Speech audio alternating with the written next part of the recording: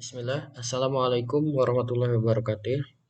Hari ini kita akan pelajari tentang menentukan fungsi kuadrat melalui grafiknya jika diketahui dua buah titik potong pada sumbu X dan titik potong pada sumbu Y. Kita perhatikan contoh soal berikut ini. Tentukan fungsi kuadrat yang grafiknya memiliki titik potong sumbu X pada titik negatif 2,0, yang ini ya, dan 3,0. Serta memotong sumbu Y pada koordinat 0,3 yang ini. Kita langsung lihat alternatif penyelesaiannya. Yang pertama, langkahnya adalah kita misalkan dulu fungsi kuadratnya sesuai dengan bentuk umum, yaitu fx sama dengan ax kuadrat ditambah bx ditambah c. Diketahui dari soal kita memiliki dua titik potong pada sumbu x, maka kita bisa uraikan sebagai berikut ya. Untuk titik potong yang pertama di sini kita tahu negatif 2,0 ini x, y, berarti x-nya adalah negatif 2. Atau kita bisa tulis menjadi x ditambah 2 sama dengan 0. Karena negatif 2-nya kita pindahkan ke kiri, yang tadinya negatif berubah menjadi positif. Jadi x tambah 2 sama dengan 0. Kemudian titik yang kedua yaitu 3,0, berarti di sini x-nya adalah 3 ya. Nah, x sama dengan 3, berarti kita juga bisa merubahnya menjadi x dikurangi 3 sama dengan 0. Karena tadi ini positif 3, pindah ke kiri menjadi negatif. Nah, dari sini dengan demikian fungsi kuadratnya dapat kita ubah menjadi bentuk fx sama dengan a dikali dengan x ditambah 2 dikali dengan x dikurangi 3. Ya, berdasarkan dari kedua titik potong yang telah kita uraikan. Kemudian karena memotong sumbu Y pada koordinat 0,3 ya, maka artinya ketika kita ganti nilai X-nya menjadi 0, maka nanti hasil fungsinya adalah 3 atau F0 sama dengan 3.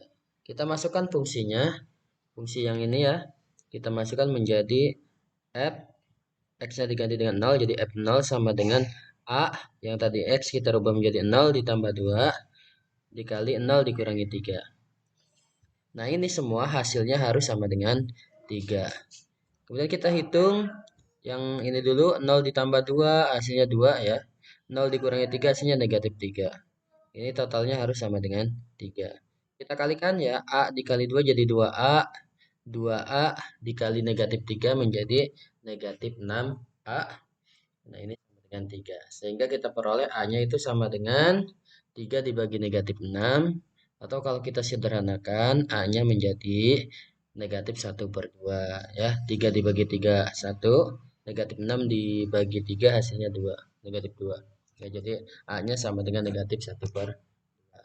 Kemudian kita lanjutkan kembali ke bentuk yang sudah kita temui berdasarkan titik potong dengan sumbu X, yaitu fx sama dengan A dikali X plus 2 dikali X plus 3, X dikurangi 3.